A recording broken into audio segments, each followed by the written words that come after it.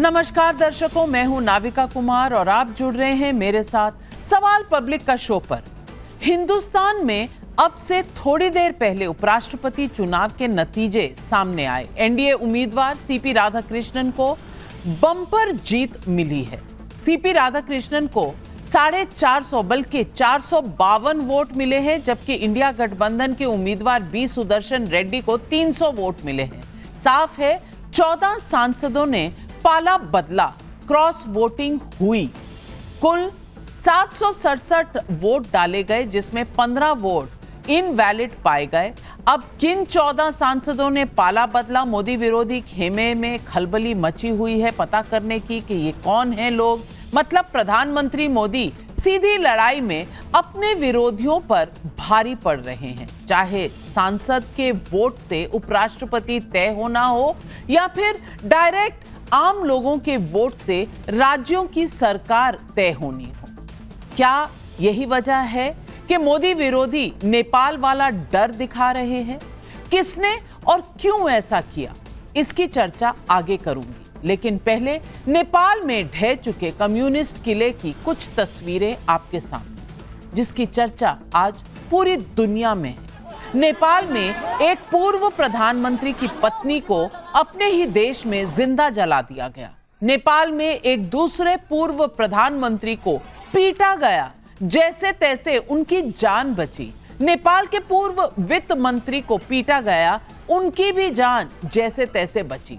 नेपाल में आज दोपहर तक प्रधानमंत्री रहे केपी ओली को सीक्रेट जगह पर ले जाया गया। इतना ही नहीं, राष्ट्रपति ने भी इस्तीफे का ऐलान किया। ऐसी कुछ रिपोर्ट्स बता रही हैं, हालांकि इस पर अभी कॉन्फर्मेशन नहीं है। नेपाल की संसद को आग के हवाले कर दिया गया। सुप्रीम कोर्ट में आग लगा दी गई। सिंह दरबार में आग लगा दी गई। पूर्व प्रधानमंत्री ओली के निवास में आग लगा दी गई।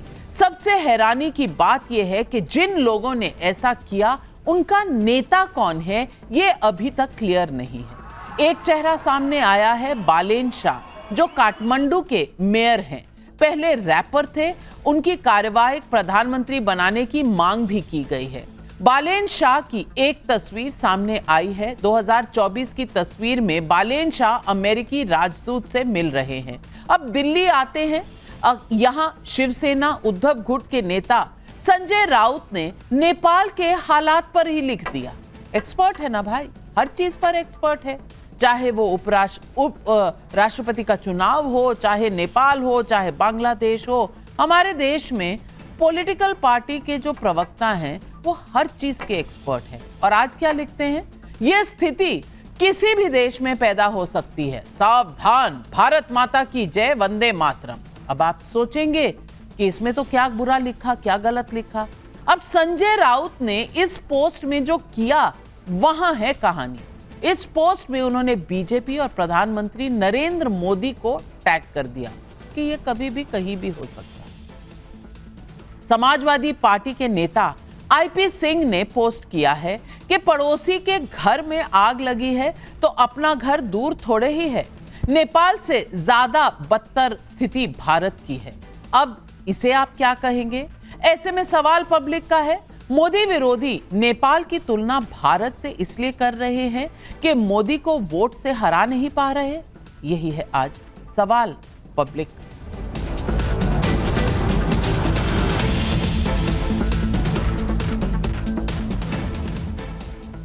नेपाल में आगे क्या होगा? क्या नेपाल में लड़ाई चीन वर्सेस अमेरिका की है? भारत की भूमिका नेपाल में क्या होनी चाहिए? और ऐसा क्या हो गया है कि भारत के एक एक पड़ोसी देश में सत्ता विस्फोट हो रहा है? क्या इसके पीछे कोई डीप स्टेट है? कोई विदेशी शक्तियां काम कर रही हैं? सवाल यह है कि नेपाल में यह नौबत आई ही क्यों? जानकार कहते हैं कि नेपाल की ओली सरकार लंबे समय से चीन और अमेरिका के हाथों में खेल रही थी। सरकार की नाकामी से जनता पर बोझ बढ़ता गया, महंगाई बेहिसाब हो गई। ओली और उनके सहयोगियों पर घोर परिवारवाद और वंशवाद की राजनीति को आगे करने का आरोप लगा। लेकिन हिंदुस्तान के हालात को नेपाल से बदतर बताने के पीछे मोदी विरोधियों की मंशा क्या है? सुनिए किसने क्या कहा। नेपाल से सबक सीखना चाहिए कि ये किसी भी मुल्क में हो सकते हैं। नेपाल हमारा हमसाया है और हमारे मुल्क के अंदर भी बहुत सारी बातें ऐसी हो रही हैं जो नौजवानों को शायद अच्छा नहीं लग रहा है, लेकिन उसका जो फ़ायदा है वो गवर्नमेंट उठा रही है। तो मैं समझता हूँ कि गवर्नमेंट को इस मामले में सतर्क रहना पड़ेगा कि ऐसे हालात कहीं भी हो सकते हैं। देखिए, ये सब चीज इसी ओर संकेत करता है कि भाई लोकतंत्र के अंदर अगर आप जनता के अधिकारों को छीनेंगे तो उस पर फिर विद्रोह होता है। तो इसलिए नेपाल से हमारे देश के आकाओं को भी सबक लेना चाहिए। ऐसा पहली बार नहीं हुआ है। जब श्रीलंका और बांग्लादेश में सड़कों पर भीड़ उतरी, तख्ता पलट हुआ, तब भी हिंदुस्तान में ऐसा ही माहौल बताने और बनाने की असफल कोशिश हुई है। 5 अगस्त 2024 को बांग्लादेश में तख्ता पलट हुआ तो मोदी विरोधियों ने उसे सीधे भारत से जोड़ने की कोशिश कर मोदी सरकार को घेरने की कोशिश की। कांग्रेस नेता सलमान खुर्शीद ने कहा कि जो बांग्लादेश में हो रहा है वो भारत में भी हो सकता है। कांग्रेस नेता सज्जन सिंह ने कहा कि पीएम आवास और गृह मंत्री के आवास में घुसेगी जनता। फारूक अब्दुल्ला ने तंज कसते हुए कहा कि हर तानाशाह का यही हाल होगा। आम आदमी पार्टी के नेता संजय सिंह ने कहा जो तानाशाही करेगा उसे देश छोड़कर भागना पड़ेगा। समाजवादी पार्टी के नेता आईपी सिंह ने तब कहा था जब देश की जनता चल पड़ेगी नई दिल्ली के लोक कल्याण मार्ग, तब कौन रोकेगा। तो उद्धव ठाकरे ने कहा जो पाक अफगानिस्तान में हुआ वो किसी भी देश में हो सकता है। ये हर बार क्यों कहते हैं? ऐसे ही 2022 में जब श्रीलंका में तख्ता पलट हुआ, ऐसे ही नैरेटिव सेट करने की कोशिश हुई। तत्कालीन टीएमसी विधायक इदरिस अली जो अब इस दुनिया में नहीं है, तब उन्होंने कहा था कि प्रधानमंत्री मोदी को देश छोड़कर भागना पड़ेगा। राहुल गांधी ने कहा था कि श्रीलंका की सच्चाई बाहर आ गई, हिंदुस्तान की सच्चाई बाहर आएगी। ममता बनर्जी ने कहा था कि श्रीलंका में जो हो रहा है वो चिंताजनक है, भारतीय अर्थव्यवस्था भी उतनी ही खराब स्थिति में है। तो फिर पहले भी वही बात, आज भी वही। ऐसे में पब्लिक पूछ रही है सवाल नंबर 1, नेपाल से हिंदुस्तान की तुलना करना क्या मोदी को वोट की लड़ाई में नहीं हरा पाने की खींच है? सवाल नंबर 2, पड़ोसी देशों में एक के बाद एक सत्ता विस्फोट से भारत को क्या सीखने की जरूरत है? और सवाल नंबर 3, मोदी विरोधी भारत में नेपाल बांग्लादेश वाला डर दिखाकर क्या जताना चाहते हैं? ये सवाल आज पब्लिक पूछ रही है और इन सवालों के जवाब देने के लिए आज हमारे साथ स्टूडियो में जुड़ रहे हैं मेरे साथ करण वर्मा जी, राजनीतिक विशेषज्ञ। प्रोफेसर संगीत रागी भी हमारे साथ जुड़े हुए हैं। मेरी बाईं ओर तहसीन पूनावाला, कांग्रेस के सपोर्टर हैं। आनंद दुबे जी प्रवक्ता हैं उद्धव शिवसेना के। प्रियंका कक्कड़ जी आम आदमी पार्टी की राष्ट्रीय मुख्य प्रवक्ता हैं। विवेक श्रीवास्तव जी राजनीतिक विशेषज्ञ। सबसे पहले तो पूछूंगी आनंद दुबे जी आपसे, संजय राउत जी और पीटर नवारो है ना वो अमेरिका के, उनमें आजकल लोग बहुत सी समानताएं देख रहे हैं। ये मैं नहीं कह रही, ट्विटर पे लोग कह रहे हैं कि पीटर नवारो अमेरिका का संजय राउत है। अब संजय राउत जी ने आज ही कमाल कर दिया।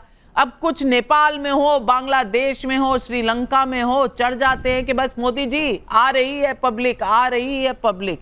मैं पूछना चाहती हूं क्या ये कोई मजाक की बात है, कोई तंज की बात है? आप चाह रहे हैं कि जो स्थिति इस वक्त नेपाल की है जहां संसद को जला दिया गया, मामूली बात नहीं है, संसद को जला दिया गया, आप चाह रहे हैं, लिटरली विश कर रहे हैं कि ऐसा भारत में हो जाएगा? क्या ये सही है? आप वोट से तो हरा नहीं सकते। आपके जो गठजोड़ के जो सबसे बड़े नेता हैं वो तो थे नहीं यहाँ के, प्रैक्टिस करा दे। अब 14 लोगों ने क्रॉस वोटिंग कर दी, उपराष्ट्रपति के जितने वोट आने चाहिए थे उससे कई अधिक आ गए, लेकिन आप हैं कि अब नेपाल में जो हुआ उसका डर दिखा रहे हैं भारत को। ऐसा क्यों करते हैं आप?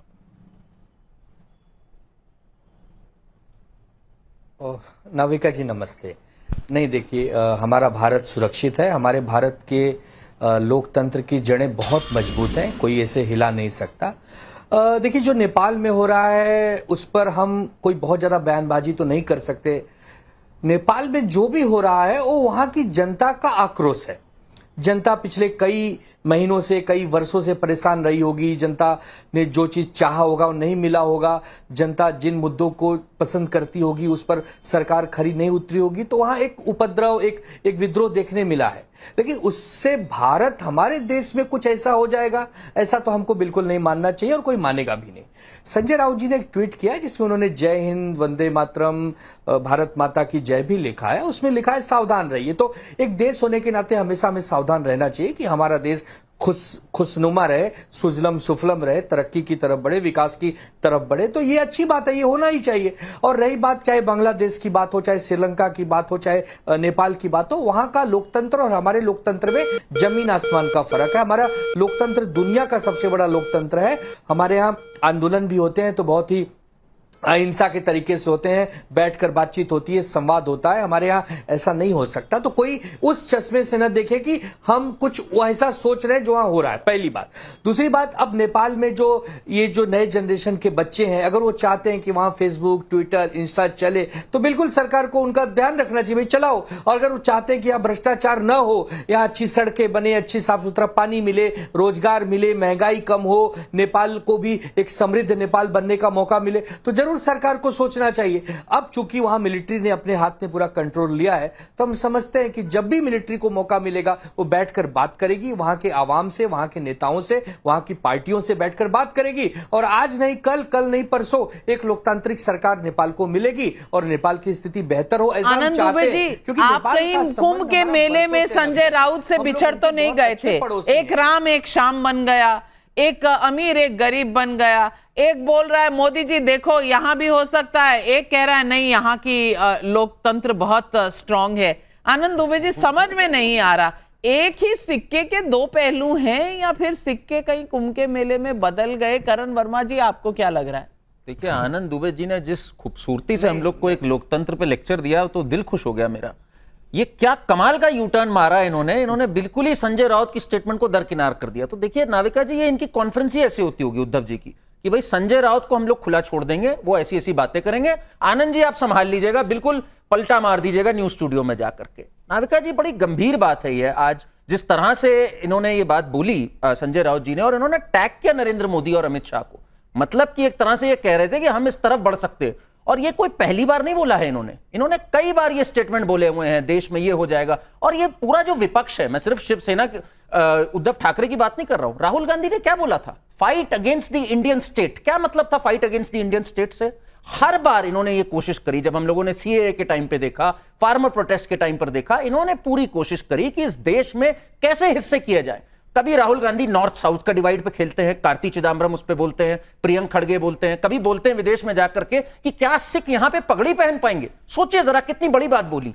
कभी कहते हैं सनातन की समाप्ति की बात हम लोग सुनते हैं डीएम के द्वारा, कभी कहते हैं नॉर्थ वाले जो हैं वो टॉयलेट क्लीनर है, पानी पूरी वाले हैं। हर बार ये डिवाइड करना, कभी भाषा के आधार पे, कभी नॉर्थ साउथ पे, ये इनकी सोची समझी रणनीति है। पर नाविका जी, आज एक लेसन है हम सबके लिए कि ये जो लोकतंत्र है ये बहुत ही एक सुसज्जित चीज है हमारे लिए, और हमारे संस्थानों का सम्मान होना चाहिए। इस तरह से हमें कभी भी विपक्ष को ऐसी अनुमति नहीं देनी चाहिए कि किसी पर भी लांछन लगाएं बिना किसी आधार के, कभी वोट चोरी कहें, कभी कुछ कहें। हमारे डेकोरेटेड इंस्टीट्यूशंस आज भी इंटैक्ट हैं, और शुक्रगुजार हूं मैं कि हमारी इकोनॉमी स्ट्रांग है, हमारे फंडामेंटल स्ट्रांग है, इनको मौका नहीं मिल रहा है ऐसा कुछ बोलने को। उसी इकोनॉमी को ये डेड इकोनॉमी कह चुके हैं। 7.8 पे जो ग्रो करती है, जहां इन्फ्लेशन 1.5% लगती है। और अलाइव कौन लगता है? तहसीन पूनावाला जी, मुझे पता नहीं अलाइव कौन आपको लगता है। लेकिन मैं पूछना चाहती हूँ, ये 452 वोट कैसे आए? कौन छोड़ के चला गया? ये मलेशिया का खामियाजा है या फिर आपके दोस्त ही आपसे दूर हो रहे हैं? कुछ बताइए। 14 लोग कौन थे जो क्रॉस वोट कर गए? दोस्त दोस्त ना रहा,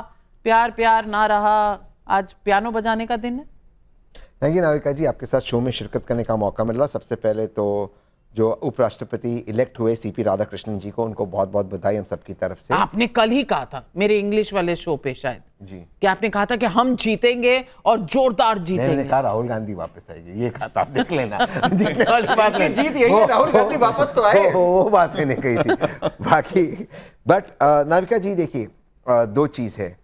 आपका जो पहला सवाल था कि 14 वोट गए कहाँ, कैसे गए, यही तो मैं बता रहा हूं कि जहां जहां भाजपा चुनाव लड़ती है वहां वहां वोट गायब होता है। तो हम जानते हैं, ये तो हम जानते हैं। चोरी हो गया। वो जो चुनाव जीतने, मैं तो यहाँ कहता भी हूँ, चोरी हो गया। मैं तो कहता हूँ वो चंडीगढ़ में भी वही कर रहे थे। मैं इसीलिए कहता हूँ, मैं जो चुनाव नहीं दे दिया हाँ? एनडीए के लिए खड़गे जी ने तो नहीं, मतदान कर जिसने दिया जिसने नहीं दिया वो मुझे नहीं पता, मैं पार्लियामेंट का अब गायब तक किसका हिस्सा हुआ? हूं। खड़गे जी का वोट गायब हुआ या प्रियंका जी का? पर गया तो बीजेपी के पास ही ना। ये बीजेपी मास्टर है इन चीजों के अंदर, यही मैं कह रहा हूं। और यही चीज से बीजेपी को बचना चाहिए। चंडीगढ़ में भी ये कर रही थी बीजेपी अनिल जी के साथ, ये वोट चोरी। बिहार में भी ये उनका प्रयास है। जहां चुनाव जीतने वाले वहां पर भी 12 वोट ले लो, 13 वोट ले लो। ये जो बीजेपी की हरकतें हैं, इससे उनको बाज आना चाहिए।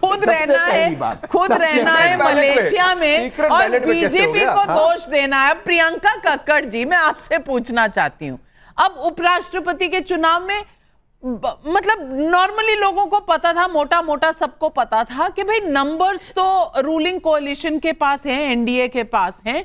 बात सिर्फ यहां पर नाक की थी कि भाई इससे ज्यादा मिलेंगे, इससे कम मिलेंगे, कुछ वहां से यहां आएंगे या नहीं। ये हमेशा ऐसे चुनावों में होता है कि भाई जो रूलिंग कोalition है उसकी पकड़ तेज है या विपक्ष की पकड़ तेज है। अब उसमें तो आप मोदी जी को हिला नहीं सकते। कोई भी विपक्षी दल हिला नहीं पाया उपराष्ट्रपति चुनाव में, बल्कि 14 क्रॉस वोटिंग हो गई। लेकिन संजय सिंह जी का कहना है कि अरे भाई यहां पर हिटलर जैसा माहौल है, यहां तानाशाह है, तो यहां तो नेपाल जैसा हो ही जाएगा। और प्रियंका कक्कड़ जी, अंग्रेजी का एक एक्सप्रेशन है, क्या ये अंगूर खट्टे हैं? Are the sour grapes? कि आप जीतते नहीं है तो उसका दोष भी मोदी पर लगा दो कि नेपाल में खराब हो रहा है कुछ या बांग्लादेश में हो रहा है तो यहां भी हो जाएगा, डर का माहौल बना दो। अब मैं पूछना चाहती हूं कि क्या भारत इतना कमजोर है कि हमारी विपक्ष के लोग इसके अलावा और कोई पैंतरा रखते नहीं? देखिए नविका जी, मुझे लगता है आपने संजय सिंह जी को कोट करते हुए उनकी 2 बाइट्स को मिक्स कर दिया, 2 कोट्स को मिक्स कर दिया। एक नेपाल के ऊपर जो उन्होंने कहा और एक उन्होंने जो आज जो वीपी इलेक्शंस हुए उसके ऊपर कहा। 2 बहुत अलग बातें कही थी। और मुझे बहुत हैरानी है कि पहले मैंने लास्ट टाइम देखा था कि मणिपुर पर जब डिबेट हुई तब बीजेपी ने पार्टिसिपेट नहीं किया, और स्ट्रेंजली आज नेपाल पर डिबेट है और उनके वीपी कैंडिडेट जीते हैं तो भी वो इस डिबेट में एब्सेंट है। आरएसएस की मौजूदगी है। खैर, now taking it from where Tahseen ji left, he said कि बीजेपी तो ऐसी हरकतें करती है, हमें पता है बीजेपी ऐसी हरकतें करती है, तो क्या ऐसे में नेता प्रतिपक्ष की ये जिम्मेदारी नहीं थी कि एक ऐसी मशीनरी के आगे वो इस टाइम पर देश में रहें और कोशिश करें कि बीजेडी, वाईएसआरसीपी, बीआरएस, जो अकाली दल, जो लोग एब्सटेन किए, बीजेपी का साथ दिए, वो भी हमारा साथ दें? उनको क्या कोशिश नहीं करनी चाहिए थी कि सारे ऑपोजिशन को साथ लेके चलना चाहिए था? उनको इस टाइम पे हाफ पैंट निकल के मलेशिया चले जाना था। तो ये तो अगर आपको सीरियसली एक ऐसी मशीनरी से लड़ना है तो आपको उतनी सीरियसनेस दिखानी पड़ेगी। Now coming to also Nepal, because I think it is a very important topic. Navika ji, Nepal में सबसे पहले तो मैं होप करती हूं कि बहुत जल्द शांति कायम हो। हमारा बॉर्डरिंग स्टेट है, और तो नहीं तो विश्वगुरु फोन करके ही वॉर रुकवा दें, क्योंकि किसी और की तो वहां के स्टूडेंट्स अभी मान नहीं रहे हैं। और जैसा आपने कहा, मुझे लगता है कि इस टाइम पे कंजेक्चर्स की जरूरत नहीं है। पहले सरकार ने वहां की गलती ये कर दी कि जनता की बात नहीं सुनी। आज हम फिर अगर कंजेक्चर्स पे बात करेंगे तो गलत रहेगा। अगर इसमें चाइना या यूएस का इन्वॉल्वमेंट है तो हमें और सचेत हो जाना चाहिए। हम उनके चरणों में गिरे जा रहे हैं, हमें ये नहीं करना चाहिए। हमें सेल्फ रिलायंट होना चाहिए। जिस मैन्युफैक्चरिंग को, जिस एमएसएमई को हमने 11 साल में बर्बाद कर दिया, उसको ठीक करना चाहिए। जहां तक अदरवाइज बात है तो आई थिंक नेपाल से कुछ बहुत मोटे मोटे सबक मिलते हैं। सबसे बड़ा सबक यह मिलता है कि पुलिस के पास अनब्रिडल्ड पावर नहीं होना चाहिए। जो स्टूडेंट्स पीसफुली प्रोटेस्ट कर रहे थे उनको shoot at site order government को नहीं देना चाहिए था। पीसफुल प्रोटेस्ट चल रहा था। दूसरा, मुझे लगता है कि अगर किसी भी सरकार को लगता है कि जनता अगर चुप है तो उनको समझ नहीं आ रहा कि आप सरकारी खजाना खुद अपनी जेब में पॉकेट कर रहे हो, या जनता को यह समझ नहीं आता कि आप ऐसी पॉलिसीज बना रहे हो जो सिर्फ मिनिस्टर्स के बच्चों को फायदा देंगी, या जनता को फर्क नहीं पड़ता कितनी महंगाई हो गई, कितनी जॉबलेसनेस हो गई, सेविंग्स ऑल टाइम लो हो गई, तो वो सरकार गलत है। अल्टीमेटली जनता की जब अपराइजिंग होगी तो उसका परिणाम हमें नेपाल में देखने को मिल रहा है। एंड आई थिंक इस पे हमें बहुत गहरी और सीरियस चर्चा करनी चाहिए कि आप जनता को, जनता के आक्रोश को, जनता की खामोशी को एक्सेप्टेंस समझने की भूल ना करें कि आप उकसा रही हैं, इसलिए लाया आप क्या भारत की जनता को उकसा रही हैं कि नेपाल जैसा मंजर भारत में हो जाए? क्योंकि आप एक नेता हैं प्रियंका कक्कड़ जी, आप जो कहती हैं वो जनता पर असर रखता है। मैं पूछना चाहती हूं, जो भारत में हो नहीं रहा और आपको लगता है कि यहां पर जनता अपना व्यू एक्सप्रेस नहीं करती। मुझे लगता है संगीत रागी, हमारे यहाँ जितना सोशल मीडिया पर प्रचार चलता है, चाहे वो सही हो गलत हो, फ्रीडम ही फ्रीडम है। इंस्टाग्राम हो, ट्विटर हो, फेसबुक हो, यूट्यूब हो, लोगों के, मुझे लगता है आज तो कोई ऐसा इंसान नहीं है जो अपना पॉडकास्ट, अपना एक्सप्लेनर नहीं डाल रहा हो रोज के रोज थोक में। अब क्या नेपाल और भारत में वाकई कोई कंपैरिजन है? देखिए, नेपाल और भारत के बीच में या बांग्लादेश भारत के बीच में कोई तुलना नहीं है।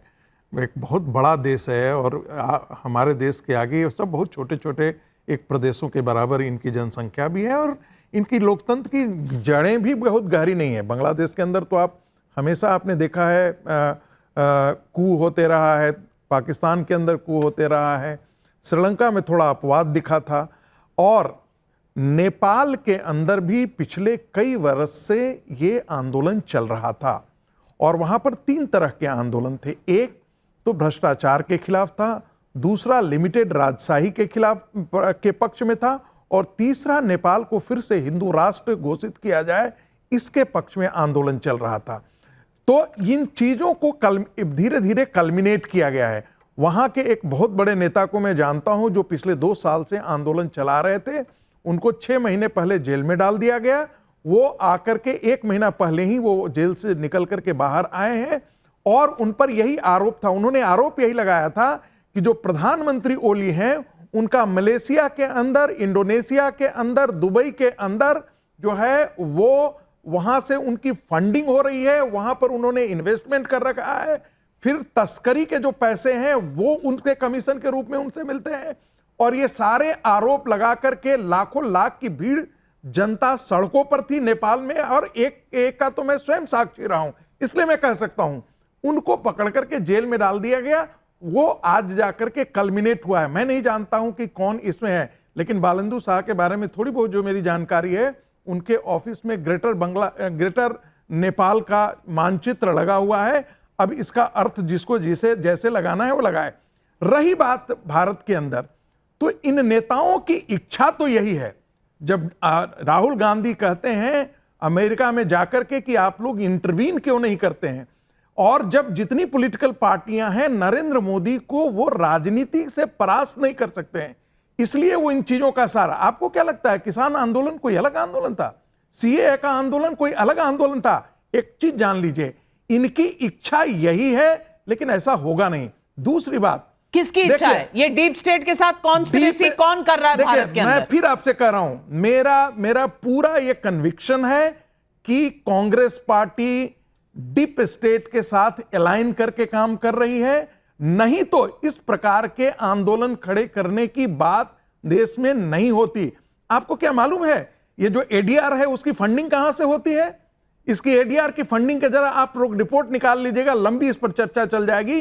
रही बात अंतरात्मा की आवाज, सुबह से कहा जा रहा था अंतरात्मा की आवाज, अंतरात्मा की आवाज, देश ने अंतरात्मा की आवाज से बोल दिया। दूसरी बात, विपक्ष के जो उम्मीदवार थे उन्होंने कहा कि संविधान बचाने की मुहिम और अंतरात्मा की आवाज, देश की आत्मा को बचाने के लिए कहां गए? वो लालू प्रसाद यादव के पास चले गए। लेकिन अंतरात्मा बोल गई है, अंतरात्मा देश की नरेंद्र मोदी के साथ खड़ा है, एनडीए के साथ खड़ा है, संविधान की रक्षा के लिए वो एनडीए के साथ खड़ा है, वो राहुल गांधी के साथ नहीं खड़ा है, वो लालू प्रसाद यादव से खड़ा होने से मना कर दिया, वो समाजवादी पार्टी बड़ी के साथ बात खड़ा आप होने कह रहे हैं। और आपने जब जिक्र छेड़ा है उपराष्ट्रपति का, ये ब्रेकिंग न्यूज आ रही है इस वक्त, हमारे सूत्र बता रहे हैं ये सूत्र और ये रिपोर्ट्स हमें संसद से अभी मिल रही हैं। उप राष्ट्रपति के चुनाव में एनडीए के कैंडिडेट के पक्ष में क्रॉस वोटिंग हुई, और ये क्रॉस वोटिंग कहां से हुई? शिवसेना उद्धव ठाकरे के गुट से और एनसीपी के गुट से। ये अभी इनिशियल रिपोर्ट्स आ रही हैं। कंफर्म करने के लिए हमारे साथ आनंद दुबे जी बैठे। आनंद दुबे जी, अब आपकी पार्टी उधर नेपाल के बारे में कुछ कह रही है और इधर आपके एमपीज जो हैं वो वोट कर रहे हैं एनडीए के फेवर में। अब आनंद दुबे जी, माहौल कैसा है आपकी पार्टी में, जरा बताएंगे? इसका नाम शायद पता है। नाविका जी, सबसे पहले हम सीपी राधाकृष्णन साहब को हमारे नए उपराष्ट्रपति बनाए जाने पर बहुत सारी बधाई देते हैं, शुभकामना देते हैं। दूसरी बात, जब ये गुप्त मतदान होता है तो ये सूत्र कहां से आते हैं? कौन है ये सूत्र जो ये बता रहे हैं सीसीटीवी कैमरा लगा के कि किसने क्रॉस वोटिंग की? अरे जब हम इंडिया गठबंधन के साथ हैं, हम लोगों को जोड़ रहे हैं, हम चाह रहे हैं कि ज्यादा से ज्यादा वोट इंडिया गठबंधन के उम्मीदवार को पड़े, तो हमें क्यों बदनाम किया जा रहा है? अभी आत्मचिंतन पर भी पता चलेगा ना कौन लोग थे। ये तो वही बात हो गई कि जब जीतते हैं तो कहते हैं कि सब बढ़िया बढ़िया, और थोड़ी बहुत 19-20 हार हो गई तो कह रहे हैं कि शिवसेना वाले क्रॉस वोटिंग कर दिया। भैया 15 वोट अगर क्रॉस वोटिंग हुई है तो किसी ने तो की है। अब बीआरएस ने की नहीं, वो एब्सटेन कर गए। वहां जगन रेड्डी की पार्टी सपोर्ट कर गई, बीजेडी ने की नहीं। अब आप शर्मा क्यों रहे हैं आनंद दुबे जी? मन में जो है बता दीजिए ना। आपने कहा ईवीएम में खोट है, इलेक्शन कमीशन में खोट है, यहां पर तो पेपर के पर्चे डले थे, यहां पर कहां से खोट निकल आया? यानी कि आपके गठबंधन में कहीं ना कहीं खोट है, कम से कम ये तो मान लीजिए।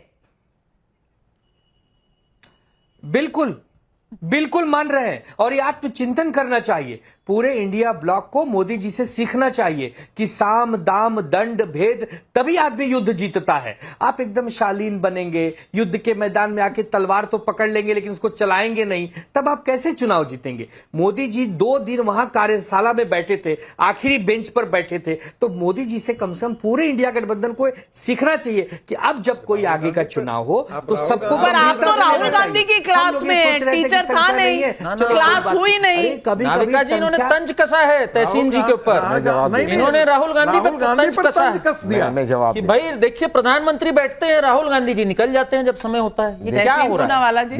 देखिए नाविका जी, यहाँ पर ना 2 पॉलिटिकल पार्टीज है। मैं क्योंकि जेनजी की बात बहुत हो रही है नेपाल के अंदर, मैं उसका थोड़ा एग्जांपल देता हूं। जेनजी तो नहीं है, उससे बड़े हैं। मैं जेनजी नहीं हूं, मैं बिल्कुल उससे बड़ा हूं, लेकिन क्योंकि उनके लिंगों की बहुत बात हो रही है, ये दोनों पॉलिटिकल पार्टीज जो यहाँ पर बात कर रही है, एक है फ्रेंड्स विद बेनिफिट्स, हमारे महाराष्ट्र वाले आनंद जी की पार्टी, और बेनिफिट ले किससे रहे हैं? बेनिफिट्स लिए हमारे वोट लिए, उनका वोट तो चला गया एकनाथ जी, देवेंद्र जी, और उन्हीं के कौन सी एक मेंबर ऑफ पार्लियामेंट मैम ने या सर ने वोट क्रॉस वोटिंग किया। आप लोग समझ लीजिए। दूसरा मैं बता रहा हूं, आप डेफोमेटरी स्टेटमेंट्स मत करिए। मैं सर दोनों कह रहा हूं, मैं मैम सर दोनों कह रहा हूं। दूसरा है, अगर दम है तो नाम बोलिए, अगर आपको आपके पास इंफॉर्मेशन है। आप देख लीजिए। नहीं, मैं क्यों देखूं? दूसरा है कि जो हमारे प्रियंका जी कह रही थी, इसको कहते हैं टॉक्सिक रिलेशनशिप। जब तक आपको जरूरत हो तब तक आप कहो ठीक है, पर जैसे कुछ गलत हो जाए कह रहे हैं आपकी गलती है। भैया उपराष्ट्रपति को मिलने उपराष्ट्रपति को मिलने जा रहे थे अरविंद केजरीवाल जी, इसके लिए उपराष्ट्रपति जी फायर हुए, कर रहे थे आप आपके लोगों को कंट्रोल नहीं कर रहे। इनका स्पोक्सपर्सन टाइम्स नाउ पे सुबह कह दिया ब्रेकिंग न्यूज प्रनेश के साथ कि हम कर रहे राधाकृष्णन जी को वोट। या आप देख लिए टाइम्स नाउ पे ब्रेकिंग चला और आके मुझे कह रहे राहुल गांधी ने प्रियंका कक्कड़ जी, क्या हो रहा है? प्रियंका कक्कड़ जी, अब इंडिया गठबंधन में यही है। नेपाल जैसी स्थिति इंडिया गठबंधन के अंदर हो गई, दूसरों को तो क्या बोलेंगे? ये जवाब दीजिए इन्हें। देखिए, मुझे लगता है कि सबको ही पता है कि सबसे ज्यादा यूज एंड थ्रो जो पार्टी करती है वो कौन सी है, पहले नंबर पे कौन सी है, दूसरे नंबर पे कौन सी है। हम तो सच्चाई से चुनाव लड़ रहे थे, और आप बता दीजिए ना। अगर आप नहीं आप बता दीजिए ना, नाम बता दीजिए, जनता को समझ नहीं आ रहा। आम आदमी पार्टी समझ रहे हैं लोग। पहले नंबर पे बीजेपी है यूज एंड थ्रो में, दूसरे नंबर पे कांग्रेस है।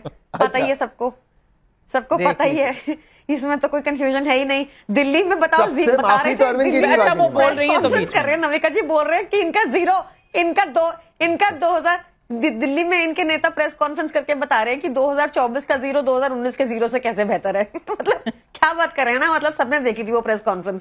तो ये तो इनकी हालत है, अभी भी एक्नॉलेज नहीं कर रहे। कांग्रेस का तो कोई प्रवक्ता यहाँ पे आता नहीं। सपोर्टर हैं, सपोर्टर हैं, तो सपोर्टर आपको एक्नॉलेज करना चाहिए कि वो अगर अपने आप को कांग्रेस प्रधानमंत्री बनने की मंशा रखते हैं, अगर वो अपने आप को सबसे बड़ी ऑपोजिशन पार्टी बताते हैं, तो उनको क्या 2 दिन पहले निकल जाना चाहिए था वीपी इलेक्शन के, जब दूसरे साइड पे मोदी जी अपनी लास्ट सीट पर बैठकर मेक श्योर कर रहे हैं कि कैसे इसमें वोटिंग डलनी है, सबको मॉक वोटिंग हो रही है, सबको समझा रहे हैं, सबको दिखा रहे हैं। विप जारी नहीं कर सकते पर अनऑफिशियली सब कुछ चल रहा है, सारे बयान आ रहे हैं कि हमारी तरफ तो ये भी हो गया, वो भी हो गया।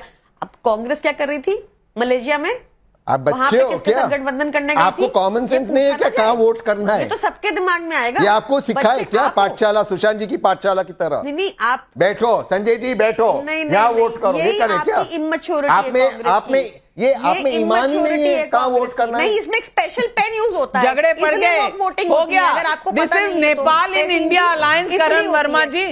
नहीं देखिए जरा नाविका जी, पहले तो प्रियंका जी ने आज इतने सेल्फ गोल्स कर दिए हैं। आते ही इन्होंने कहा यूज एंड थ्रो पार्टी कौन सी? भाई प्रशांत भूषण जी और योगेंद्र यादव जी से अगर पूछ लें, उनका कहना है आम आदमी पार्टी है सबसे नंबर 1 पे यूज एंड थ्रो पे। तो भाई स्पेसिफाई कर दिया करिए प्रियंका जी, ये टेकन फॉर ग्रांटेड नहीं कौन सी पार्टी। दूसरी बात, प्रियंका जी ने आज जो बातें करी, एक सेकंड मैं बोल लूं प्लीज, बीच में मत बोलिए प्लीज। इन्होंने बोला अभी नाविका जी जब आई शुरुआत में, तो इन्होंने कहा कि ये देश में अपराइजिंग हो सकती है, देश जवाब देती है, देश भी सहन नहीं करती। बिल्कुल सही कहा इन्होंने। जब शराब घोटाला हुआ और जब देखा कि एक मुख्यमंत्री जेल में, देश में अपराइजिंग ऐसे नहीं होती कि सड़कों पे उठते हैं। सब आईएमएन अनार्किस्ट नहीं बोलते केजरीवाल की तरह, वो बैलेट के थ्रू जवाब देते हैं। उन्होंने केजरीवाल को भी अपनी सीट से हराया और मनीष सिसोदिया को भी अपनी सीट से हराया। हमारा देश में ऐसे होता है, एक्सप्रेशन ऐसे होता है, वाइब्रेंट डेमोक्रेसी ऐसे वर्क करती है। आपको नहीं पता होगा इस बारे में। संजय सिंह जी आज अपराइजिंग की बात कर रहे थे। ये अनार्की छोड़ दीजिए प्रियंका जी, अनार्की छोड़कर आगे बढ़िए। आपको जनता जवाब दे चुकी है, कम से कम सबक सीख लीजिए उससे। आप झूठ छोड़िए। झूठ है क्या ये? केजरीवाल नहीं हारे, बीजेपी की तरफ सिसोदिया नहीं हारे, शीश महल नहीं देखा जनता ने। छोड़िए आप, छोड़िए क्या भाई? तो छोड़िए, तो आपने प्रशांत भूषण से बोला, बेचारे पार्टी को खड़ा करा उन्होंने। शांति भूषण जी ने पहली वो लिखी, अब आप कह रहे हैं छोड़िए छोड़िए। देखिए सुप्रीम यूज एंड थ्रो मत करिए भाई लोगों का। आप अरे आप तो ऐसे लोगों को लेते हैं जिन्होंने मोदी जी को सांड बुलाया, आपने उनके साथ कहां की बात कहां ले जा रहे हैं। लेकिन इस वक्त जनता के सवाल कई हैं। और विवेक श्रीवास्तव जी, ये सवाल सुन लीजिए, क्योंकि आपका भी गुज जी को भी लाइए भाई। वहां पीटर नेवारो, हमारी डिबेट्स में विवेक श्रीवास्तव जी भी हैं, संजय राउत और पीटर नेवारो के बिल्कुल। विवेक श्रीवास्तव जी, जनता पूछ रही है, राजीव रस्तोगी कानपुर यूपी से पूछ रहे हैं, उपराष्ट्रपति चुनाव में भी इंडिया गठबंधन को करारा झटका। 14 सांसदों ने क्रॉस वोटिंग कर क्या मोदी पर विश्वास की नई लकीर खींच दी? अब सोचिए, इस पर चिंतन कीजिए। नेहा राजपूत का रांची झारखंड से सवाल है, जो नारा राहुल गांधी अपनी यात्रा में लगा रहे थे, वैसे ही नारे कल नेपाल में लगे। सवाल है, नेपाल का डर दिखाकर मोदी विरोधियों की मंशा है क्या? विवेक श्रीवास्तव जी जवाब। मैडम, डरा कौन है? आपके पैनल में बीजेपी क्यों नहीं है? सरकार जिस पार्टी ने बना रखी है क्यों गायब है और क्यों डरी हुई है? डरी हुई है बीजेपी आज, क्योंकि वहां जो हो रहा है नेपाल में, यहां सवाल पूछेंगे इनके आचरण पे तो इनके पास जवाब नहीं है। और करण वर्मा बीजेपी के प्रवक्ता से ज्यादा बेहतर बोल रहे हैं आज, उनके किसी भी प्रवक्ता से ज्यादा बेहतर बोल रहे हैं फ्रैंकली स्पीकिंग। और लेकिन आज गायब है साहब, हर पैनल से गायब है। हम नहीं बोलेंगे नेपाल पर, क्यों नहीं बोलेंगे आप? आपने किसान आंदोलन को मिसमैनेज किया, सरदारों को खालिस्तानी बोला, हम लोगों को नक्सली बोला, 800 किसान मरे। तो आप लोग ही नक्सली कहने को बाद में आपने माफी मांगी, शुक्र है माफी मांगी। देखिए ये बहुत नेपाल की आप बात इसलिए नहीं करना चाहते क्योंकि वहां कम्युनिस्टों का किला ढह गया है। संगीत रागी, इस बात पर क्यों नहीं कोई देखिए, इनका दर्द छलक करके बाहर निकल रहा है। दर्द ये था कि प्रो कम्युनिस्ट एक गवर्नमेंट वहां थी जो भारत के खिलाफ जो है वो सिंह लड़ा रही थी पहले, वो सरकार चली गई है। प्रो कम्युनिस्ट रिजीम जो है वो नेपाल से बाहर हो गया है। तो इसलिए विवेक श्रीवास्तव का दर्द जो है वो बाहर निकल रहा है। रही बात कि भाई राष्ट्रपति के चुनाव में तो आप लोग अंतरात्मा की आवाज बोल रहे थे, और नरेंद्र मोदी को कह रहे थे कि वो तो हारने वाली है, अंतरात्मा की आवाज उनके खिलाफ आने वाली है, लेकिन अंतरात्मा की आवाज ऐसी नहीं हुई। दूसरी बात आपको गलत नहीं बोला गया है। यदि आपको कहा जाता है कि आप नक्सली हैं तो गलत थोड़े कहा जाता है। आप नक्सलियों को सपोर्ट करते थे, क्या सलवा जुलूम का सपोर्ट आप लोगों ने नहीं किया? सलवा जुलूम के खिलाफ आपने नहीं आंदोलन चलाया था? ये चलाया था ना।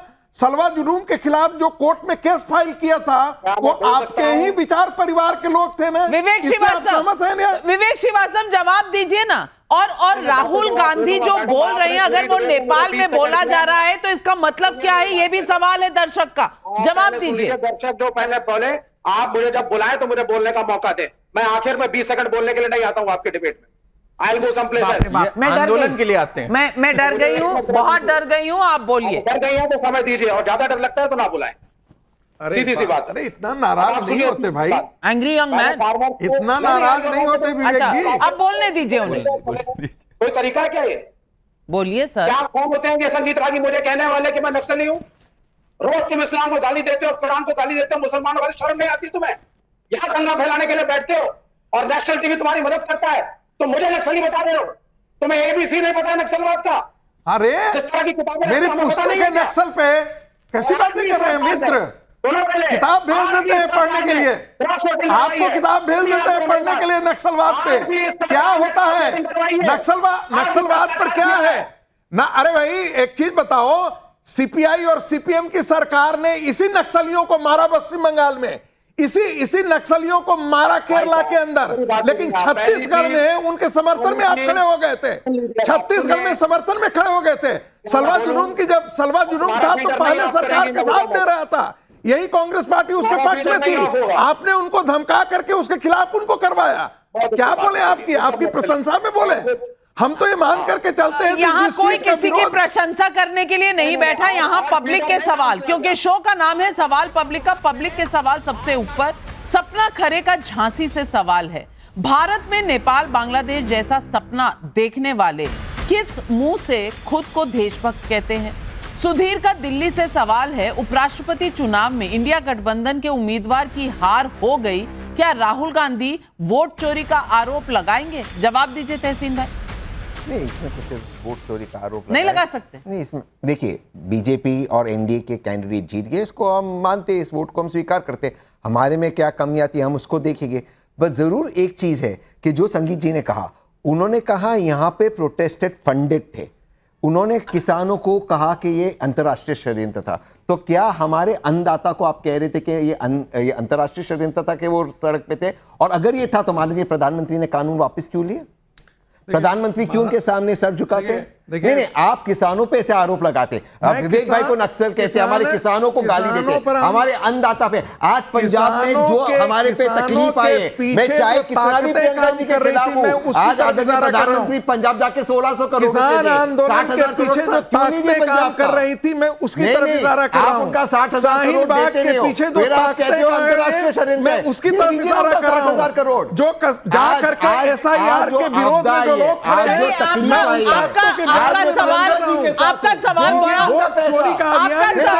महत्वपूर्ण है। आपका सवाल बड़ा महत्वपूर्ण है। मुझे एक बात बता दीजिए ना, एक मिनट। नहीं, किसी ने नहीं कहा, तहसीन किसी ने नहीं कहा। आप उनका 60,000 करोड़ दे दीजिए ना प्लीज पंजाब का। बोल रहा हूं जो उसके पीछे खड़े थे। मैं फिर कह रहा हूं, वोट चोरी के तहसीन भाई, मेरा एक ही सवाल है जी, ये बता दीजिए 14 लोग कौन है जिन्होंने क्रॉस वोटिंग की? वो तो टाइम्स नाउ को जरूर पता होगा, और टाइम्स नाउ ही ब्रेक करेगा। नहीं तो आप अपनी पार्टी में नहीं पता करेंगे, आप अपने गठबंधन में नहीं पता करेंगे किसने क्या किया? डर से नहीं बोल रहे थे। श्रीमती सोनिया गांधी ने किया होगा, प्रियंका गांधी जी ने किया होगा। अब ये तो थोड़ा ज्यादा हो गया। नरेश चौहान नीमराना राजस्थान से सवाल पूछ रहे हैं, मुद्दा विहीन विपक्ष और मोहब्बत की दुकान में मुद्दों की कमी के कारण क्या नेपाल बांग्लादेश नजर आने लगा है? लोकेश कालरा का रेवाड़ी हरियाणा से सवाल है कि संजय सिंह और संजय राउत के तर्क को अगर माना जाए तो फिर नेपाल में जनता ने विपक्ष की भी खूब सेवा की है, तो क्या यहाँ विपक्ष को भी सावधान नहीं हो जाना चाहिए? करण वर्मा जी। देखिए नाविका जी, विपक्ष की आज ये हालत है, अभी तहसीन बता रहे थे, ये हर बार हो रहा है इनके साथ, ये पहली बार नहीं हुआ। अजय माकन के टाइम पे क्या हुआ था? अभिषेक मनु सिंघवी के टाइम पर क्या हुआ था? उसके पहले भी हुआ, हरियाणा में। उसके पहले भी हुआ। तो आपकी आज हालत यह है, एक तो आप अपने लोगों को साथ नहीं रख पाते, उसके बाद हर जगह वोट चोरी और ये इल्जाम लगाना। पर नाविका जी, ये जो मुद्दा है, ये नेपाल के बाद जो हम लोगों ने देखा और इसकी गंभीरता जरा अगर हम समझें, ये राहुल गांधी जब बोलते हैं फाइट द इंडियन स्टेट, ये बहुत गहरी बात है। और जॉर्ज सोरोस साफ बोलते हैं $1 बिलियन का मैंने फंड रखा है सरकार को टॉपल करने के लिए। और उन्हीं के लोग जैसे कि सलील शेट्टी हो गए और ये हो गए, वो हमें राहुल गांधी के साथ दिखते हैं। नेशनल एडवाइजरी काउंसिल में जो मनमोहन सिंह के ऊपर ताबिज थी, उसमें हर्ष भंडार थे जो जॉर्ज सोरोस से डायरेक्टली लिंक थे। तो इनके तार तो साफ साफ तौर पे मिलते हैं। बिल्कुल। और हमने एक सर्वे किया, नेपाल बांग्लादेश के नाम पर भारत में डर फैलाने की कोशिश, क्या मोदी को सीधे तौर पर नहीं हरा पाने की खींच है? 30,000 लोगों ने रिस्पॉन्ड किया। हां कहने वाले 86% लोग, नहीं कहने वाले 12, कुछ कह नहीं सकते 2%। 86% लोग मानते हैं कि ये सब खींच है मोदी को ना हरा पाने की। और कुछ खींच आनंद दुबे जी, वो क्रॉस वोटिंग में नजर आ गई। 14 वोट जो उधर से इधर आ गए ना, उसमें कितने आपके हैं इसका मुआयना कर लीजिए, क्योंकि जरूरत पड़ेगी थोड़ी सी मैथमेटिक्स की, आगे चल के केमिस्ट्री भी देखनी है। तो फिर मिलेंगे इसी शो पर जिसका नाम है सवाल पब्लिक का। लेकिन आज चारों खाने चित हो गए विपक्ष के, लेकिन इल्जाम लगा रहे हैं कि जो नेपाल में हुआ वो भारत में ना हो जाए। सचमुच क्या विपक्ष को ये कहना चाहिए? क्या दुनिया में लोगों को उकसाना चाहिए? ये सवाल आज पब्लिक पूछ रही है। तमाम पैनलिस्ट को धन्यवाद करती हूं, लेती हूं आपसे इजाजत। नमस्कार।